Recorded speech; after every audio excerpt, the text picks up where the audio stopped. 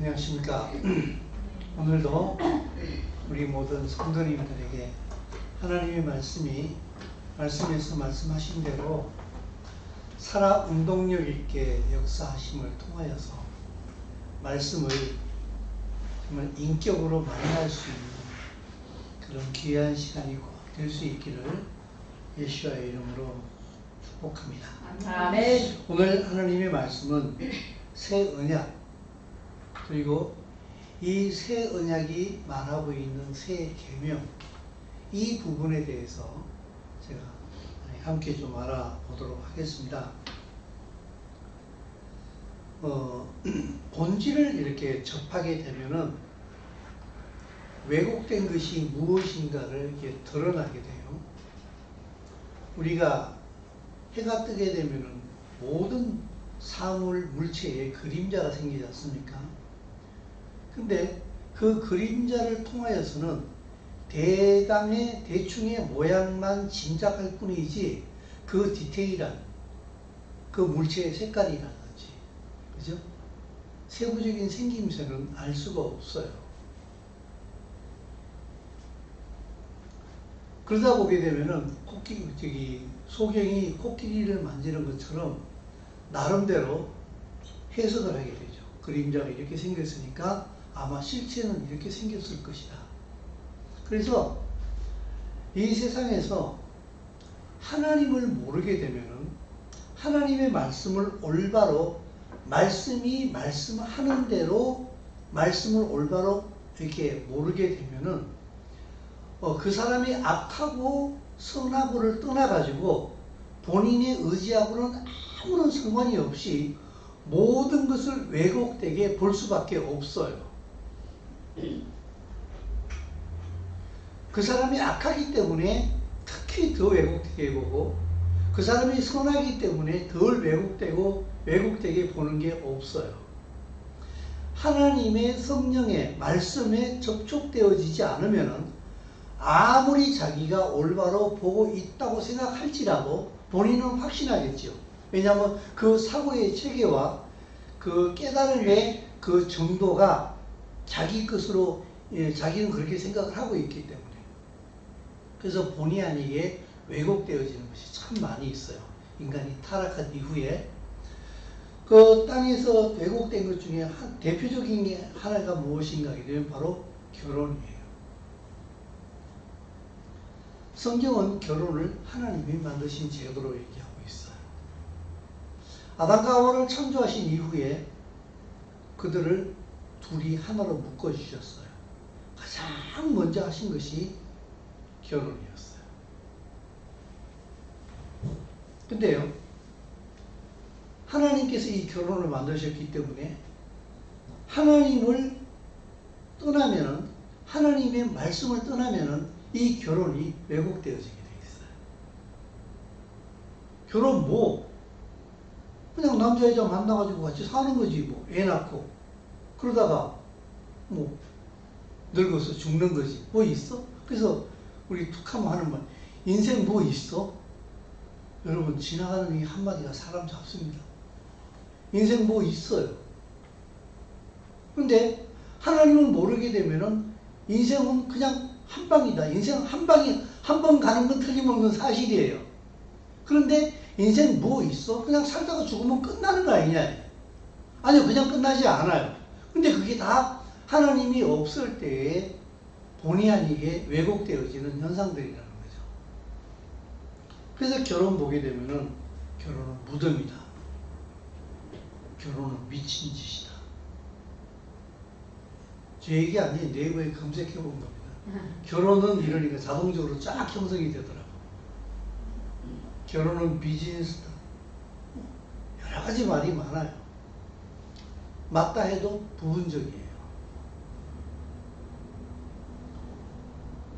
결혼이 왜곡되어지면 그 다음에 성도 왜곡되어져요. 하나님께서 결혼을 제정하시고 그 결혼이라는 제도 아래에서 성을 허락하셨어요. 그런데 하나님이 제외되어지게 되면 성도 왜곡되어져요. 그래서 하나님께서 성을 허락하실 때에는 그 남녀의 육체적인 만족, 기쁨도 분명히 거기에서 포함되어 있습니다. 그러나 그것과 함께 하나님의 백성의 생육과 번성을 하도록 축복하시는 도구거든, 그것이요. 저는 그걸 보면서 이런 생각이 들었어요. 그 성의 가장 큰 만족은 무엇인가 하게 되면은 이 행위를 통해서 하나님의 백성이 계속 생육하고 번성할 수 있다는 거예요. 이것이 얼마나 큰 기쁨인가. 그것이 육신의 기쁨도 된다고 하나님께서 가르쳐 주시는 것이 아닌가. 저는 그렇게 생각을 합니다. 그런데 하나님이 제외되어지게 되면은 생육하고 번성하는 축복도 의미도 알지 못하게 되고, 그 생육하고 번성함으로 말미암아 하나님의 나라가 더욱더 확장되어진다라고 하는 그 의미도 잊어버리게 돼요. 오직 무엇이 남는가 하면은 쾌락에 초점이 맞춰져요. 못 참는 거예요. 그러니 결혼이라는 제도를 통과하지 않고서도 남녀가 서로 성적인 만족을 추구하는 거예요. 하나님이 제외되어지니까 그게 문제가 안 되는 거예요. 그리고 남성과 여성뿐만이 아니라 다양한 성도 또 출현을 하게 되면서 온갖 것을 완전히 혼란 가운데 빠뜨리게 되는 거예요. 이 말씀이 왜곡되어질 때에 일어나는 현상을 제가 잠깐 말씀을 드렸어요. 근데 정말 이 말씀이 왜곡되어진 것 중에 정말 중요한 것 중에 하나가 뭔가 하게 되면은 이스라엘을 버린 거예요. 이스라엘을 감춘 거예요. 이렇게 되면요, 하나님의 말씀 전체가 또 왜곡되어져요. 자주 말씀드리는 것처럼 와이셔츠 첫 번째 단추가 삐뚤어지게 되면은 가운데 이렇게 첫 번째가 삐뚤어지게 되면 두 번째, 세 번째를 낄 때에 아직까지 한 서너 구멍이 밑에 남아있기 때문에 낄 때에 아무런 문제가 없어요. 잘 가고 있는 것 같아요, 이게. 아직 끝이 안 왔기 때문에. 근데 끝에 가게 되면 어떻게 됩니까? 이게 안 맞지요. 예전에 제가 새벽 기도를 나오고 그럴 때 와이셔츠 졸리면서 와이셔츠를 이렇게 입다 보면 끝에 가가지고 이렇게 안 맞는 거예요. 그러면 시간 맞춰서 일어났는데 이걸 다시 빼가지고 다시 끼는 것도 이거 되게 스트레스더라고요. 이스라엘을 제외시켜버리고 왜곡시키게 되면은 별 문제 없는 것 같아요. 근데 사실은 과정 속에서 굉장히 많은 이 오류가 날 수밖에 없는데, 언제 결정적인 오류가 이제 돌이킬 수 없는 오류가 딱 터지는가 하게 되면은 주님 앞에 섰을 때예요. 나도 누군지 몰라, 이렇게 되는 거예요. 이게 정말 굉장히 큰 문제거든요. 그런데 이것을 아직까지 큰 문제로 여기지 않아요. 왜냐하면은 이스라엘이 성경에서 어떤 존재인가를 모르고 있기 때문에 그런 거예요. 사실은 저게 굉장히 큰 진리입니다, 여러분.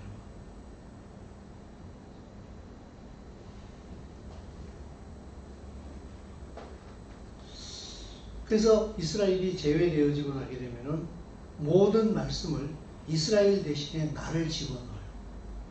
그래서 태초에 나의 하나님이 천지를 창조하시며 이렇게 되는 거예요. 근데 틀리지는 않아요. 틀리지는 않아요. 근데 틀려요.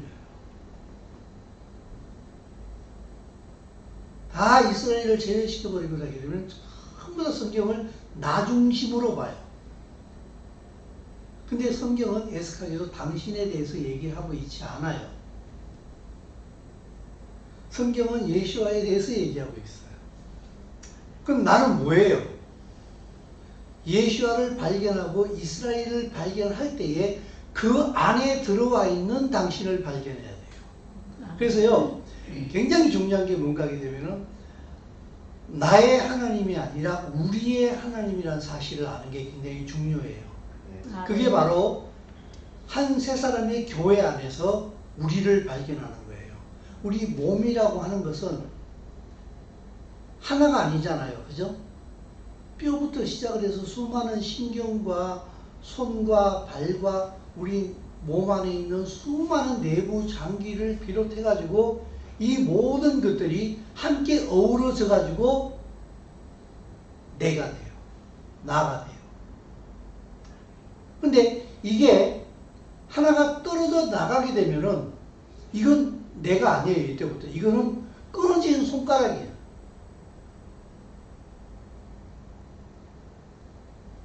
그래서 하늘에 계신 우리 아버지. 나의 아버지가 아닙니다. 하늘에 계신 우리 아버지라고 얘기하고 있어요. 그럼 나의 아버지는 뭐예요? 우리의 아버지를 안 다음에 나의 아버지가 나타납니다. 그래서 오늘은 또다시 지난주에 말씀드린 것처럼 하나님께서 계속 말씀하시는 것이 같은 주제의 반복인데 다른 부분에서 계속 그 말씀을 하세요. 같은 주제 이스라엘을 계속 반복하고 계신데 다른 본문에서 같은 말씀을 계속해서 하세요.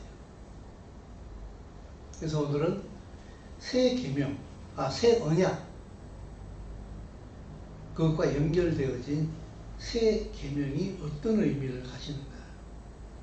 자, 우리 PPT 하나 보도록 하겠습니다.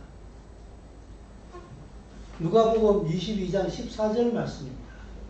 때가 이름에 이렇게 얘기를 하고 있는데 이 때라는 얘기는 무엇인가 하게 되면 예수와께서 드디어 십자가에서 유월절 어린 양으로 드려질 때가 되었다는 그런 의미입니다. 그 때가 되었을 때에 그동안에 선포해 오신 하나님의 나라를 성령으로 온 세계에 실제화를 시키실 드디어 그 때가 되었을 때, 여러분 때는요 사람이 정하는 게 아닙니다. 때는 하나님의 손안에 있어요. 성경에서 보게 되면은 사람들이 예수와를 잡아 죽였다라고 얘기를 하는데 예수님은 뭐라고 얘기하죠? 이게 죽어 주신 거예요. 너희가 뺏는 것이 아니라 내가 버린다. 그래서 이 때가 하나님이 정하신 때예요. 예수와께서 십자가에 달리신 그 때는 6월절이었어요.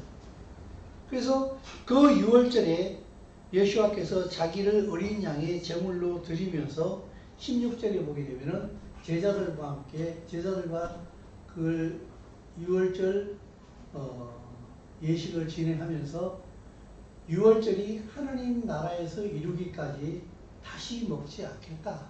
우리가 가지고 있는 개역 개영 성경에 이렇게 말하고 있습니다. 직역 성경에서는 이 6월절이 하나님 왕국에서 다 이루어질 때까지 내가 6월절 식사를 이제 더는 먹지 않을 것이다.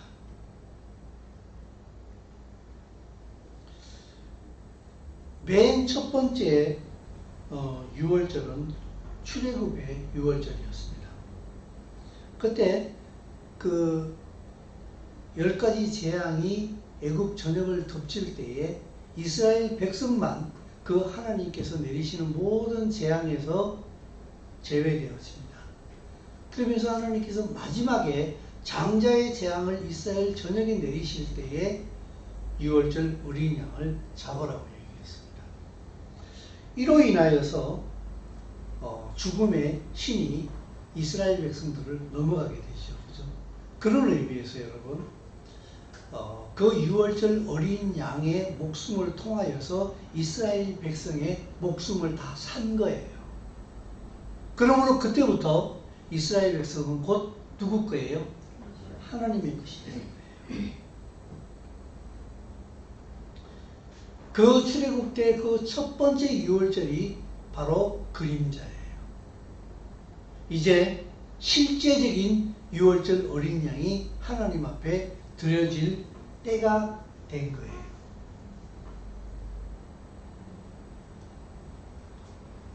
그래서 6월절의 어린 양으로서 예수와께서 자기 육체를 제물로 드립니다. 그리고 그 육신을 제물을 드림을 통하여서 예수아를 그리스도로 메시아로 믿을 그 이스라엘 백성들을 자기 백성으로 인치십니다. 이들을 인치시는 이유는 무엇인가 하게 되면요. 그 다음 포인트입니다. 이게 출애굽기 19장 말씀인데 같이 한번 읽어보겠습니다. 시작. 세계가 다 내게 속하였나니 너희가 내게 대하여 잘 듣고 내 언약을 지키면 너희는 모든 민족 중에서 내 소유가 되고 너희가 내게 대하여 제사장 나라가 되며 거룩한 백성이 되리라. 너는 이 말을 이스라엘 자손에게 전할지니라. 아멘. 여러분 한번 생각해 봅시다.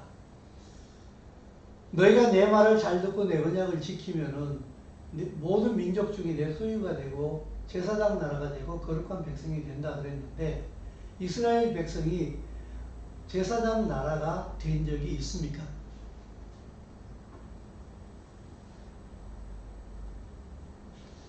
너희는 거룩한 백성이 되고 내 제사장 나라가 된다고 얘기를 했는데요.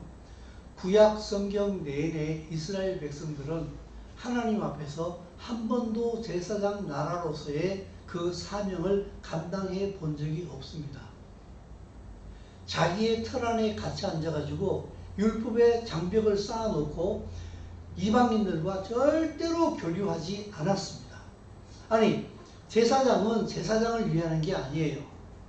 제사장 나라이면은 다른 나라를 위해야 되는 거 아니에요. 그죠? 근데 다른 나라랑 일절 교류가 없는데 무슨 제사장 나라가 될 수가 있어요?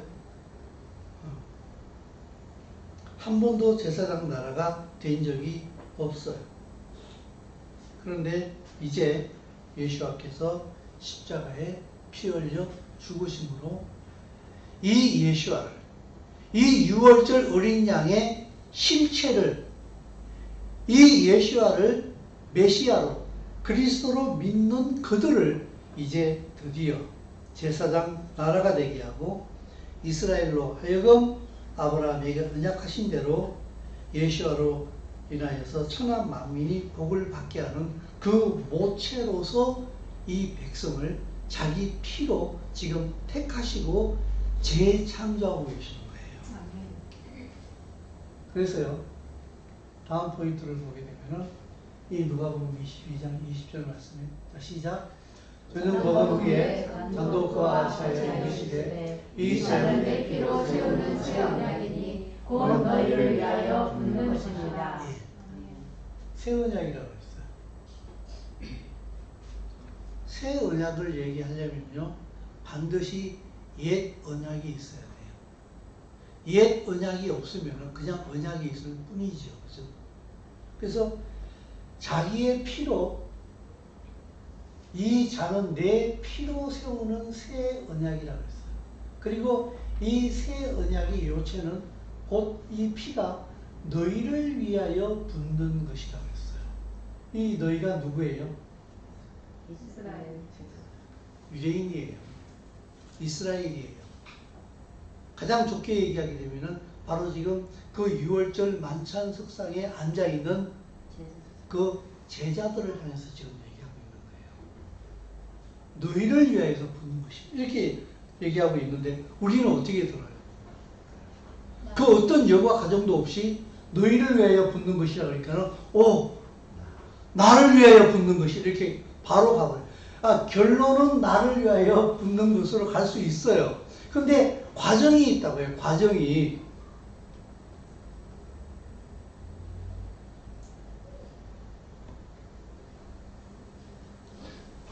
여기에는요, 너희를 위하여 붓는 것이라 그랬는데요.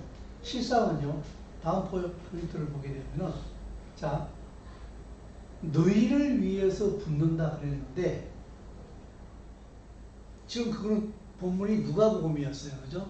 근데 여기는 같은 장면의 요한복음이에요.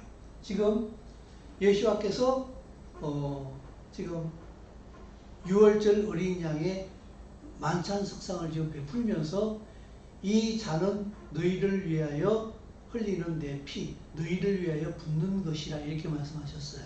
근데 요거는 요한복음 17장에서는 지금 예수와께서 겟세마네 동산에서 마지막 하나님 앞에 기도를 드리는 그 기도예요. 그 기도에 보게 되면 같이 읽습니다. 시작. 내가 배우는 것은 이 사람들만 위함이 아니요 또 그들의 말로 말미암아 나를 믿는 사람들을 위함이요. 자, 여러분, 그들의 말로 말미암아. 그런데 요 그들이 누굴까요? 누굴까요? 여러분 대답하셔야 돼요. 그래야지 정확하게 이해를 할 수가 있어요. 그러니까 꿀밤 때리지 않을 테니까 틀려도 괜찮아요. 말씀하세요. 요 그들이 누구예요? 유대인이에요. 제자들이에요. 예수와를 그리스도로, 메시아로, 왕으로 믿는 그들의 말로 말미암아 나를 믿는 사람들이라고 했어요. 그러면 그들의 말로 말미암아 이 나를 믿는 사람들은 누굴까요? 이방인이 될 수도 있고, 지금 유대인들 가운데서도 아직까지 예수와를 메시아인지를 모르고 있는 사람들이 있잖아요. 그죠? 그들도 포함이 되는 거예요. 그러면은 그들의 말로 말미암아 나를 믿는 이 사람들은 예수와를, 요거 나가 예수와겠죠. 그죠? 그럼 예수와를 무엇으로 믿을까요? 뭘로 믿을까요? 그 예수와를. 그들의 말로, 이 제자들이 이들에게 뭘 전하겠어요? 예수와는 하나님의 그리스도다.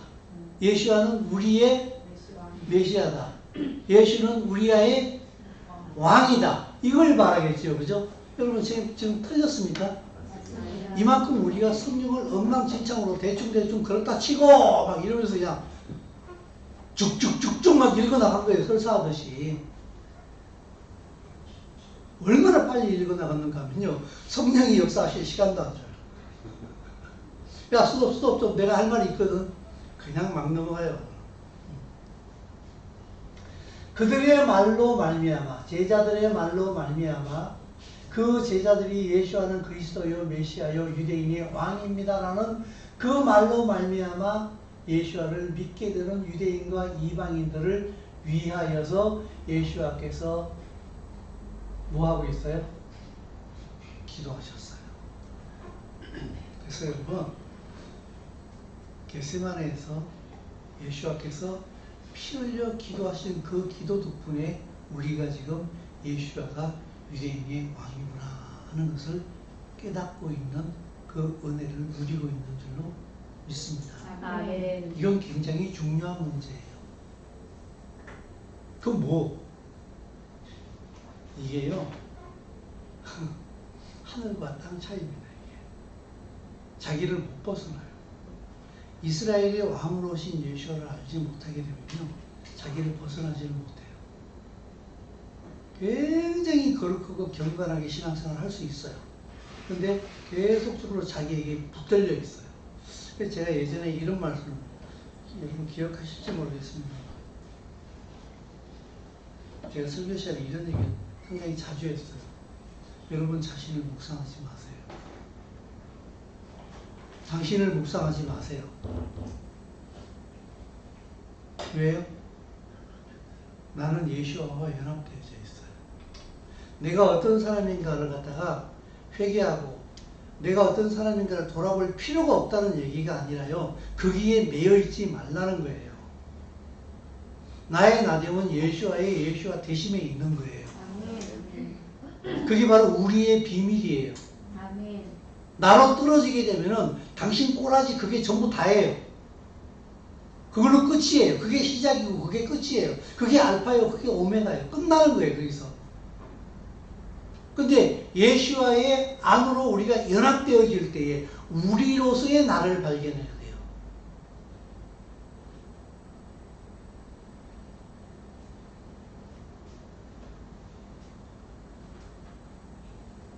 그들을 위해서 지금 예수와께서 피를 흘리고 있는 거예요.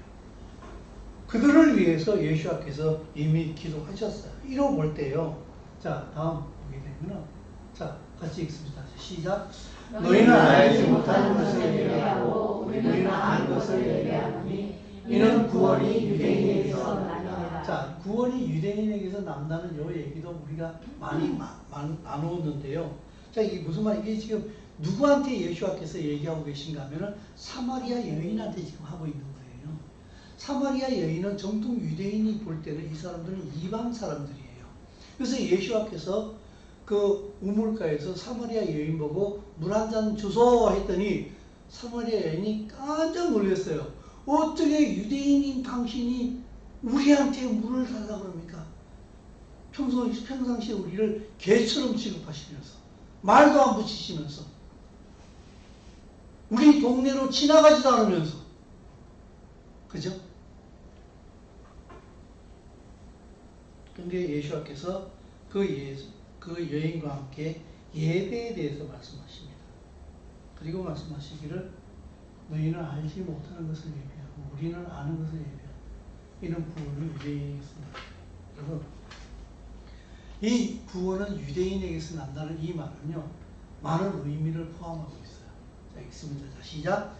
유대인의 하나님만이 예배를 받으실 뿐이시다. 그렇죠? 구원이 유대인에게서 나니까 유대인의 하나님만이 예배를 받으실 수가 있어요. 구원이 그분에게 있으니까. 그리고요, 시작. 유대인의 하나님을 메시아 그리스도로 믿는 이방인이 참 구원을 받게 된다. 자, 이제 이 말씀을 지금 누구하고 하고 있어요? 사마리아 여인. 이방인으로 취급받고 있는 이 사마리아 여인에게 지금 이 말씀을 하고 있어요. 근데 이 이방 여인 같은 이 이방 여인인 이 사마리아 여인에게 구원이 유대인에게서 난다는 얘기는 무슨, 이 말을 한다는 의미는 무엇이에요? 유대인의 하나님을 메시아 그리스도로 믿는 이방인만이 구원에 이룰 수 있게 된다, 이 말을 하고 계신 거예요. 이건 맞습니까? 네. 시작. 참 구원에 이른 자들은 유대인의 왕을 구원자로 그리스도로 섬기게 된다. 그들을 예배하게 된답니다. 그러므로 여러분, 이제 이 일을 감당하게 하시려고 제자들에게, 이스라엘 백성에게 새 언약을 자기 피로 맺으십니다. 그 제자들에게 이것은 너희를 위하여 붓는 내 피다. 내 피로 새 언약을 맺으시는 그 이유는 무엇인가 하게 되면은, 이제 너희의 조상들은 지금끝까지 율법 안에 갇히어서 제사장 나라가 되지 못한 채에 율법의 벽 안에 갇혀서 너희들끼리만 살아왔지만은 이제 내가 내 피로 너희들과 새로운 언약을 맺는다. 이것은 너희로 하여금 내가 메시아라, 온 인류의 그리스도요 왕이란 사실을 너희로 하여금 알게 하였으니 이제 이 복음을 가지고 하나님의 통치가 이 땅에 임했다는 사실을 땅 끝까지 가서 땅 끝을 다른 말로 표현하면 뭐죠? 이방. 이때 유대인들이 비로소 제사장 나라가 됩니다. 맞습니까? 이해되십니까? 글쎄요, 새 언약을 맺는다고 했는데, 여러분, 이 새 언약은요, 사실은요, 구약 성경 곳곳에 이미 새 언약이 돼 있어요. 에스겔서를 한번 읽어볼까요? 자, 시작. 내가 그들에게 한 마음을 주고 그 속에 새 영을 주며 그 몸에서 돌 같은 마음을 제거하고 살처럼 부드러운 마음을 주어 내 율례를 따르며 내 계례를 지켜 행하게 하리니 그들은 내 백성이 되고 나는 그들의 하나님이 되리라. 자, 이 구약 성경이 지금 에스겔서에서 이스라엘 백성들에게 지금 말씀하고 계신 거예요. 근데 때가 됐을 때에 내가 그들에게 한 마음을 준다 그랬어요. 그리고 그 속에 새 영을 준다. 이 새 영이 무엇일까요? 네? 예수와예요. 곧 다시 말해서 성령이에요. 이 성령을 부어주실 것을 항상 얘기하고 있어요. 그리고 에스겔 36장 시작. 또 새 영을 너희 속에 두고 새 마음을 너희에게 주되 너희 육신에서 굳은 마음을 제거하고 부드러운 마음을 줄 것이며 또 내 영을 너희 속에 두어 너희로 내 율례를 행하게 하리니 너희가 내 규례를 지켜 행할지라. 아멘. 여러분, 새 언약을 얘기할 때에 항상 새 영을 말씀하시는데 이것도 마음에 두세요. 새 영이 임했을 때에 따라오는 게 뭔가 하게 되면은 내 규례를 지켜 행하게 뭐라고요? 내 율례를 어떻게? 행하게 하리니. 수동태입니까? 능동태입니까? 죄송합니다. 갑자기 학교로 데리고 수동태입니까? 능동태입니까? 수동태. 구약의 율법의 주된 태는요, 해라. 안 하면 뒤집니다. 예수야의 은혜가 임하여서 성령이 임한 다음에 뭐라고 얘기한 줄 아십니까? 내가 행하게 하리니. 그래서 사도행전 1장 8절 말씀해 보게 되면은 오직 성령이 너희에게 임하면은 예루살렘과 유대와 사마리아와 땅끝까지 이르러 내 증인이 되라. 되리라. 안 되면은 안 된다. 될 수밖에 없다. 새 영과 성령, 새 영과 새 계명은 항상 같이 따라다녀요. 이걸 좀 마음에 두시기 바랍니다. 그래서요, 이스라엘이 하나님 앞에 이스라엘의 원래 정체성으로 회복되어질 때에 항상 새 언약을 맺으십니다. 새 언약이 등장을 해요. 그 예수와의 십자가의 피로 새 언약을 맺으시는데 그 새 언약을 맺은 그들에게 새 계명을 주십니다. 이 새 언약은요, 그리스도의 피 안에서 하나님의 백성된 자들과 맺어지는 거예요. 그 예수와의 피를 통하여서 거듭난 자들을 그들과 새 언약을 맺으시는 거예요. 그리고 그들에게 새 계명을 주세요. 자, 여러분, 새 계명 잘 아시죠? 새 계명, 그죠? 그 새 계명의 요체가 무엇입니까? 서로 사랑하라, 그죠? 자, 같이 읽습니다. 시작. 내 계명은 내가 너희를 사랑한 것 같이 너희도 서로 사랑하는 이것이니라. 사람이 친구를 위하여 자기 목숨을 버리면 이보다 더 큰 사랑이 없나니 너희는 내가 명하는 대로 행하면 곧 나의 친구라. 아멘. 그 밑에 것도 같이 읽겠습니다. 시작. 새 계명을 너희에게 주노니 서로 사랑하라. 내가 너희를 사랑한 것 같이 서로 사랑하라. 너희가 서로 사랑하면 이로써 모든 사람이 너희가 내 제자인 줄 아리라. 여러분, 누구를 위해서 목숨을 버리면 가장 큰 사랑입니까? 친구를 위하여. 친구를 위해서. 그럼 누가 친구죠?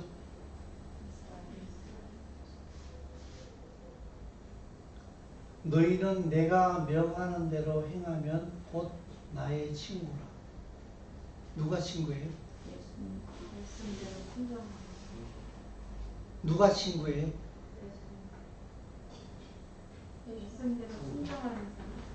누가 친구예요? 자, 다시 한 번 더 봅시다. 시작. 내 계명은 곧 내가 너희를 사랑한 것 같이 너희도 사랑하는 것이라. 사람이 친구를 위하여 자기 목숨을 버리면 이보다 더 큰 사랑이 없나니 너희는 내가 명하는 대로 행하면 곧 나의 친구라. 서로 사랑하면은 너희는 내가 명하는 대로 하는 거죠. 그죠? 그죠? 그러면 내가 명하는 대로 하면은 그 사람이 누구예요? 친구. 누구 친구예요? 예수님 친구. 예수와의 친구. 사람이 친구를 위하여 자기 목숨을 버리면 이보다 더 큰 사랑이 없다. 이건 꼬리가 꼬리를 묻는 말씀도 비슷해요. 나를 위하여 목숨을 버리는 자가 내 친구다. 이렇게 해석도 가능한 거예요. 그죠? 그리고 새 계명을 너희, 근데 사실은요, 우리는 예수님께서 새 계명을 우리에게 주셨다 이렇게 말씀을 생각을 많이 하는데, 사실은 이 새 계명도요, 이스라엘에게 먼저 주셨지 우리한테 먼저 주신 거 아닙니다. 여러분, 새 계명 받으려면은 뭐가 있어야 돼요? 예 계명이 있어야 돼요. 여러분, 예 계명 받았어요? 하나님께서 십계명을 우리한테 주셨어요? 아니에요. 근데 왜 우리는 말만 꺼내면 내가 십계명 받았다고 그래요? 하나님은 당신한테 우리한테 십계명을 주신 적 없어요. 그래요, 안 그래요, 여러분? 그래요. 성경 똑바로 보세요. 정확하게 보시라고요. 아니, 내가 돈을 준 아무 정서가 없는데 내가 줬다고 말로만 막 우기면 안 되잖아요. 그죠? 새 계명을 준다는 얘기는, 내가 너희들에게 새 계명을 준다는 얘기는요, 너희들이 지난번에 나한테 계명 받았었지, 그 옛 계명이야. 이제 새로 할 얘기가 있어. 너한테 새 계명을 준다, 이렇게 얘기하는 거예요. 그죠? 근데 우리는 옛 계명을 받은 적이 없잖아요. 하나님한테 무슨 계명 받았어요? 하나님을 알지도 못했는데. 그렇잖아요? 새 계명은 누구에게 주셨는가? 이는 제자들에게, 유대인들에게, 이스라엘 백성들에게 준 거예요. 그래서 새 계명을 줬는데 그 새 계명이 뭔가 하게 되면은 너희가 서로 사랑하면이라고 했어요.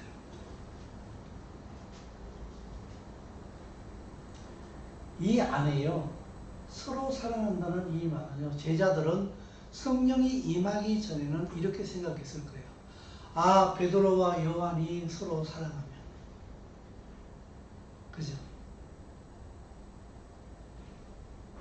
그러면 우리는 예수님의 제자야. 성령이 임한 다음에 비로소 이들이 깨달았을 거예요.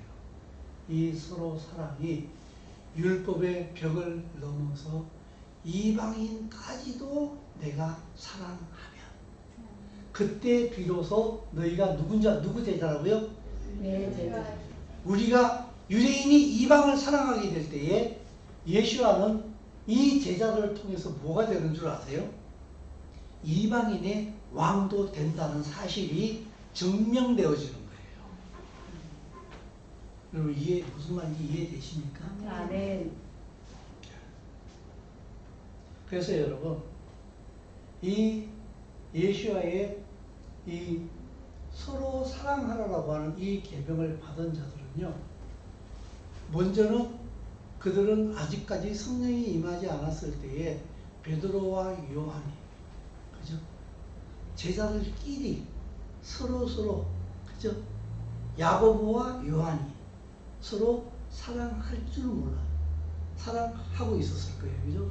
그런데 성령이 임했을 때에, 아, 우리를 넘어가는 것이로구나 하는 것을, 이 서로 사랑의 범위가 우리만이, 유대인뿐만이 아니라 이방인까지 포함된다는 사실을 비로소 알게 되는 거예요.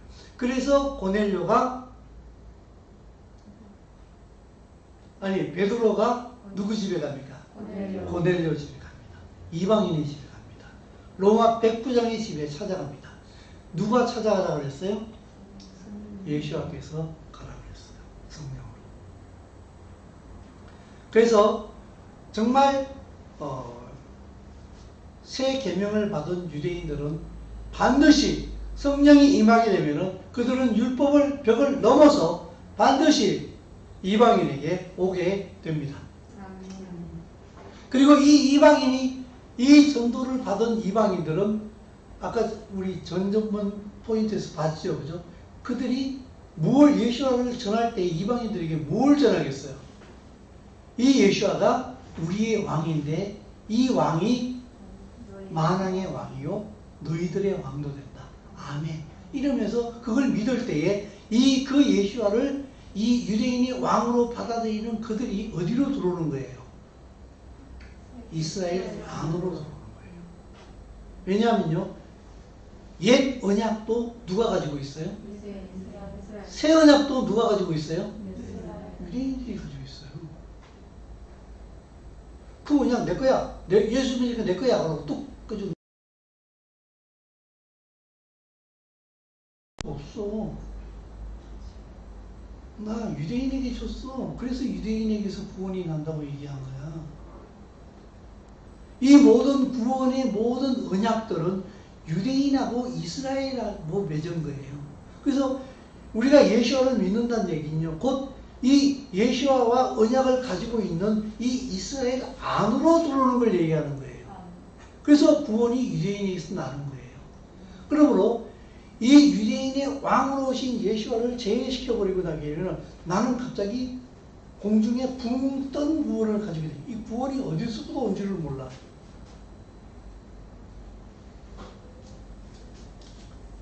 그 예수와가 만왕의 왕이시라는 사실을 분명히 알게 될 때에 그들은 반드시 서로 사랑하게 됩니다. 그래서 보십시오. 시작.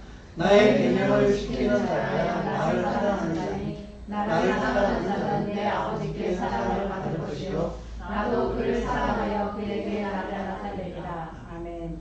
여러분, 유대인이 이방인을 사랑하게 될 때에 예수와가 누구인지 분명하게 알게 됩니다. 이방인이 유대인이 예수와를 깊이 사랑하게 되면, 이스라엘을 사랑하면 사랑할수록 예수와가 누구인지 점점 더 분명하게 보이게 됩니다.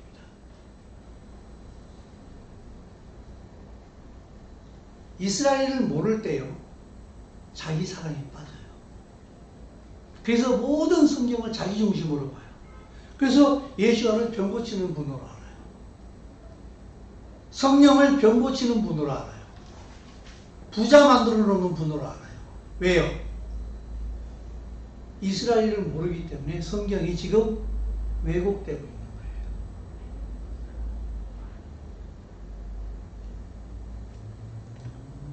거예요. 예수와를 사랑하게 됩니다. 계명을 지키는 자가 나를 사랑합니다.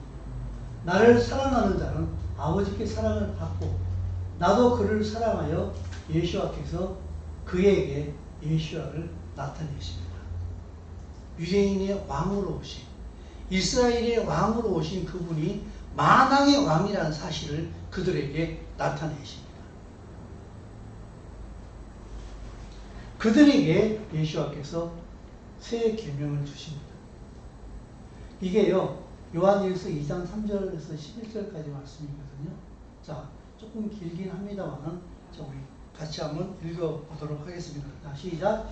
우리가 그의 계명을 지키면 이로써 우리가 그를 아는 줄을 알 것이요 그를 아노라 하고 그의 계명을 지키지 아니하는 자는 거짓말하는 자요 진리가 그 속에 있지 아니하되 누구든지 그의 말씀을 지키는 자는 하나님의 사랑이 참으로 그 속에서 온전하게 되었나니 이로써 우리가 그의 안에 있는 줄을 아노라. 그의 안에 산다고 하는 자는 그가 행하시는 대로 자기도 행할지니라.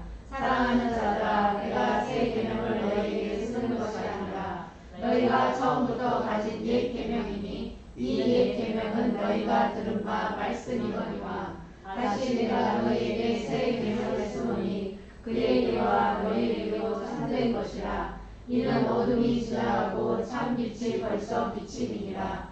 길 가운데 있다면서 그 형제를 미워하는 자는 지금까지 어둠에 있는 자요 그의 형제를 사랑하는 자는 빛 가운데 거하여 자기 속에 거리낌이 없으나 그의 형제를 미워하는 자는 어둠에 있고 또 어둠에 행하며 갈 곳을 알지 못하나니 이는 그 어둠이 그의 눈을 멀게 하였습니다.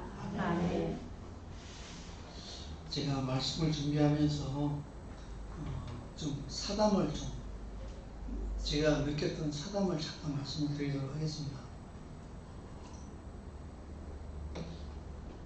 제가 이렇게 저녁에 이 설교 준비하면서 이제 파워포인트를 이렇게 만들었는데 잘못 만들었다고 우리 예람이한테 찐빠 한 대 먹고 아침에 예람이가 다시 새로 전부 다 만들었어요.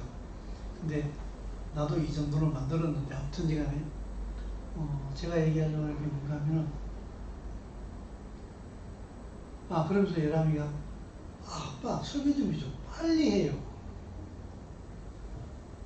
안 돼. 예전에는 설교 준비가 월요일이면 끝났어. 안 돼. 에이, 안 되는 게 아니라 안 하는 거지. 안 된다니까. 어저께 토요일이잖아요. 토요일 저녁이에요. 저희 집사님이 나한테 갑자기 여보 설교 다 됐어. 아니 시작도 안 했는데 어떡하려고? 그래 나도 몰라. 근데 제가 요새 이래요. 설교 준비하는 게 이렇게 힘든지 예전에 미처 몰랐습니다. 이게. 근데 굉장히 힘든데 그 본문이 잡혀진 다음에 그 본문을 가지고 이렇게 하나님 앞에 그 본문을 이렇게 보고 있다 보게 되면 하나님께서 뭐라고 얘기를 해요? 이게 뭐죠 이게? 뚜껑을 하나씩 이렇게 갑자기 따가닥 하나씩 열어 제치는 것처럼 야 몰랐지? 이게 그 얘기예요? 몰랐지? 야 몰래? 이게 이런 뜻이었어요? 이렇게 하나씩 이렇게 뚜껑을 제치듯이 탁탁 열어주시는데 이게 언제 열어주시는가 하면 토요일날 밤 9시가 넘어야 열어주시는 그 제가 어저께 설교 준비 다 끝났을 때 2시 45분인가 그랬어요. 그래가지고 이게요 준비가 되긴 됐는데 이게 아직까지 제 마음속에 착상이 안 됐어요. 막 쏟아져 나오는 걸 막 적고 막 이렇게 하다 보니까 이게 아직까지 착상이 안 돼가지고 이게 들고 나오다 보니까 이게 설교를 하면서 자꾸 내가 꼬여요. 이게. 스텝이 자꾸. 그러니까 혹시 그런 부분이 있으니까 그냥 이해하시고 들으세요. 그러니까는 다시 들으셔야 돼요. 내가 성령을 의지해서 내가 얘기할 때가 되게 많이 있어요. 내 머릿속에 막 정리가 안 됐을 때 그냥 난 그냥 주님 알아서 하세요. 그냥 나오는 대로 난 얘기할 거예요. 그냥 그러면서 그냥 얘기해버려요. 그러니까 혹시라도 꼬이는 부분이 있더라도 이해하시고요. 다시 한번 들어보셔야지 좀 이해가 될 것이라고 생각이 드는데 저는 요한일서를 보면서요 굉장히 놀랐어요. 어저께 우리가 그의 계명을 지키면 이로써 우리가 그를 아는 줄로 알 것이요. 그의 계명이 서로 사랑하는 새 계명입니다. 그죠? 근데 사랑하는 자들아 내가 새 계명을 너희에게 쓰는 것이 아니래요. 예수와는 새 계명이라는 말 사실은 한 번밖에 안 했어요. 요한복음 13장에서. 그리고 15장 가게 되면은 내 계명은 이것이니 이렇게 말씀하셨어요. 예수와도요 새 계명이라는 말을 한 번밖에 안 썼어요. 근데 사도 요한은요 이 사랑의 사도라고 하는 이 요한은 새 계명을 너희에게 쓰는 것이 아니라 너희가 처음부터 가진 뭐라고요? 옛계명. 이 옛계명이 뭐라고요? 너희가 들은 바 말씀이구나. 이 옛계명이 뭘까요? 옛계명이 뭘까요? 예? 여러분 괜찮아요. 안 잡아갈게요. 그냥 질러보세요. 뭐예요? 십계명이에요. 십계명인데요. 새 계명이 너희에게 쓰는 것이 아니라 너희가 처음부터 너희가 하나님의 백성으로 택정함을 입은 그때부터 가진 옛 십계명이다. 그게 옛 계명은 너희가 들은 바 말씀이니까 그걸 내가 너희에게 다시 쓴다 그랬어요. 지금 재해석되고 있다는 거예요. 여러분 십계명의 요체가 뭔지 아십니까? 1계명부터 4계명은 누구 사랑이에요? 하나님의 사랑. 5계명부터 10계명은 누구 사랑이에요? 이웃 사랑. 그럼 뭐예요? 10계명 함수로 오면은? 하나님의 사랑하고. 그럼 사랑이에요. 새 계명이 아니래요. 내가 너희들한테 얘기하는 거는. 너희들이 가지고 있는 그 옛 계명 10계명이야 그거. 그거 다시 재해석하고 있는 중이야 지금. 여러분 이해되십니까? 아멘. 응?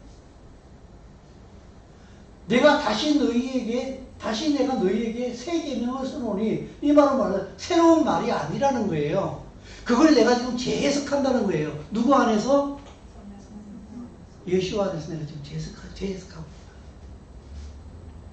그에게와 너희에게도 참된 것이라. 이는 어둠이 지나가고 뭐에? 여러분, 어둠 율법의 시대가 지나갔다는 거예요. 그리고 참빛이 벌써, 이 참빛이 누굴까요? 예수아가 너희에게 왔다. 그 예수아 안에서 십계명이 어떻게 돼야 된다? 재해석되어져야 된다. 재해석되어질 때 이 십계명이 무슨 계명이 된다? 새 계명이 되는 거예요. 근데 그 새 계명은 사실은 새 계명이 아니라 옛날부터 있었던 거다. 여러분, 제가 하는 말이 무슨 말인지 이해되십니까? 아멘. 이거 어저께 밤에 저한테 성령님이 가르쳐 주신 거예요. 이런 식으로 자꾸 이렇게 따까리를 열어 제끼니까 내가 놀래가지고 성경책을 덮을 수가 없어요. 그 다음 장에 가게 되면은 이분이 또 뭐라고 말씀하실까 하는 생각이 자꾸 들어가세요. 자, 근데요, 놀라운 더 놀라운 말씀이 여기 밑에 있습니다. 시작. 빛 가운데 있다 하면서 그 형제를 미워하는 자는 지금까지 어둠에 있는 자요. 네, 여러분 됐어요. 잘 한번 생각해 보세요. 빛 가운데 있다 하면서 빛이 누구예요? 예수. 그 형제를 미워하는 자는 지금도 어둠에 있는 이 그 형제가 누굴까요? 제가 보기에는 유대인 얘기가 나지 않아요. 이 사도 요한이 유대인 교회뿐만 아니라 이방인 교회도 같이 관장하고 있었어요. 근데 아직까지 율법에 매여 있는 유대인들이 예수를 믿었으면서도 여전히 이방인을 적대시하고 있는 사람도 있었어요. 예수 안에, 내가 재해석사를 읽어볼게요. 예수와 가운데 있다고 하면서 그 이방인 형제를 미워하는 자는 지금까지 율법에 매여 있는 자요. 이 말입니다. 맞는 것 같습니까? 네. 그 이방인 형제를 사랑하는 자는 예수와 가운데 거하여 자기 속에 끓이김이 없으나 그 이방인 형제를 미워하는 자는 여전히 어둠에 있고 어둠을 향하여 갈 곳을 알지 못하는 사람이니 이는 그 어둠이 그의 눈을 멀게 하였습니다. 그 여전히 율법 안에 그냥 갇혀 있다는 거예요. 지금 네가 이방인을 사랑하지 못하게 되면.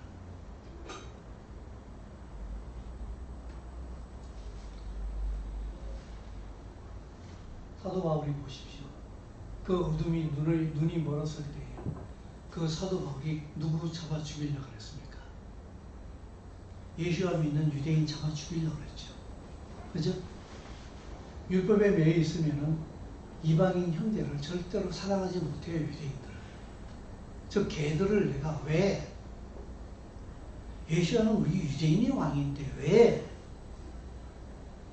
그 빛이, 그 예수와가 이 땅에 왜 오셨는지, 무엇하러 오셨는지, 그것을 여전히 알지 못하는 어두움에 빠져 있다. 이 말입니다. 사랑하는 성도 여러분, 제가 지금 여러분들에게 성경이 말하고 있는 원칙을 말하고 있습니다. 성경이 말하고 있는 지금 원리를 말하고 있습니다. 그게 나하고 무슨 상관인데? 여러 번 말씀드리잖아요. 우리의 관심은 자꾸 어디에 갑니까? 나한테 가잖아요. 내 일심에 어떤 부자 되고 싶다, 잘 되고 싶다, 건강하고 싶다. 저는 이걸 나쁘다고 보지는 않아요. 근데 그것이 걸러져야 된다는 거예요. 그것이 목적이 될 수 없다는 거예요. 그게 목적이 되면은 성경이 하나님의 나라를 목적으로 말하고 있는데 나는 내 나라를 목적으로 두게 되면은 당신이 믿는 예수와는 당신이 읽고 있는 성경은 계속 엉뚱한 얘기로 당신에게 해석이 되어지기 때문에 당신은 딴 데로 가버리는 거예요. 여러분 저런 얘기 아니잖아요. 비행기를 조종하는 조종사가 그 칠흑같이 어두운 밤에 갈 수도 있잖아요. 그죠? 그러면 그때 이 몸의 감각이 이상해져 가지고 비행기가 기울어진 것처럼 자기는 느낀다는 거예요. 그때 그 비행 운전 수칙에 반드시 정해진 게 있어요. 네 몸의 감각을 믿지 말고 비행기의 계기판을 보라. 그 수평계를 보면서 네 잡으라 그걸. 그건 굉장히 중요하다고 생각합니다. 우리의 감정은, 우리의 느낌은, 우리의 깨달음은 굉장히 이게 제한적이에요. 그래서 제가 예전에 한번 말씀드린 적이 있어요. 한 번은 제가 명절 때 여주를 갔다가 서울로 우리 집으로 올라오는데 이 교통체증이 심하잖아요. 그죠? 그래서 그때 티맵을 켜놓고서 제가 이렇게 얘기했어요. 네가 가자는 대로 갈게, 오늘은. 왜냐면 그 여주에서 우리 집 올라오는 길은 내가 고속하게 다 알고 있으니까 양평으로 올라올까, 중부고속도로로 올라올까, 아니면 저기 뭡니까, 어디야 저기, 어디야, 저 양평 쪽으로 빠지는 그 고속도로 또 하나 있잖아. 그쪽으로 올라올까, 길이 사방으로 뚫려 있어요. 근데 내가 그랬어요. 네가 시키는 대로 갈게. 한번 해보자. 근데 내가 그때 그 말을 한 이유가 무엇인가 하게 되면요. 내가 하나님 말씀대로 살겠다. 한번. 내 느낌대로, 내 생각대로 사는 것이 아니라 주의 말씀대로 산다고 하는 그 연장선상에서 내가 내비가 시키는 대로 한번 가보겠다. 아, 그랬더니 얘가 막 날 데리고 가는데 갑자기 막 부발, 막 개발, 새발 막. 아, 부발이라고 있어요. 여주 쪽에서 왼쪽으로 쭉 가면요. 근데 한 번도 이름을 들어본 적도 없는 뭐 부발이니 뭐니 막 이러는 거예요. 야, 이거 잘못 가는 거 아니야? 이러다 내가 딴 동네 가는 거 아니야? 아, 그랬더니 뭐 부발 어쩌고저쩌고 하더니 나중에 또 경기도 광주가 나오더라고. 경기도 광주가 나오니까 조금 안심이 되더라고. 왜냐면 경기도 광주까지 오면 그건 또 내 이 바운더리 안에 들어와 있으니까. 근데 내가 그렇게 해서 아무튼 그 내비가 시키는 대로 끝까지 내가 한번 따라가 봤어요. 그래서 집에 도착을 했는데 그때 내가 이런 생각이 들었어요. 하나님의 말씀을 따라 살게 되면은 참 내 감정에, 내 정신세계에 혼란이 참 많이 오겠다. 근데 말씀이 원칙이에요. 말씀이 원리예요. 당신의 감정은, 당신의 생각은 원리가 아니에요. 그래서 당신 생각대로 가면은 반드시 하나님 말씀으로부터 멀어질 수밖에 없어요. 그래서 지금 여러분들에게 제가 나는 부자 되고 싶고, 난 병 낫고 싶고, 난 잘 되고 싶고. 그런데 새 계명이 뭐요? 새 언약이 뭐 어쩌라고요? 나하고 아무런 상관이 없는 것처럼 느껴질 수 있거든요. 100% 연결됩니다. 이게 좀 더 알기 시작하고 좀 더 눈이 띄어지기 시작하게 되면요, 이 말씀의 원칙대로 살아가기 시작을 하게 되면은 당신의 앞에 하나님께서 열어주시는 시온의 대로가 쫙 보이기 시작합니다.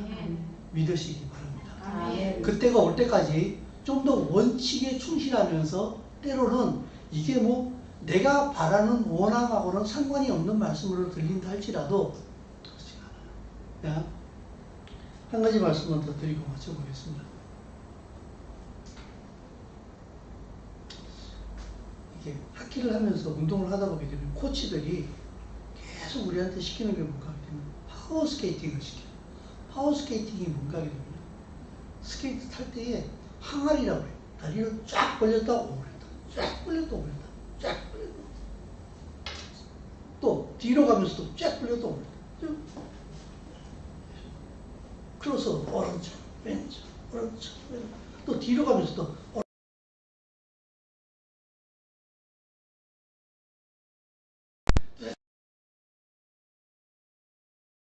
뒤로 갔다 뒤로 이렇게.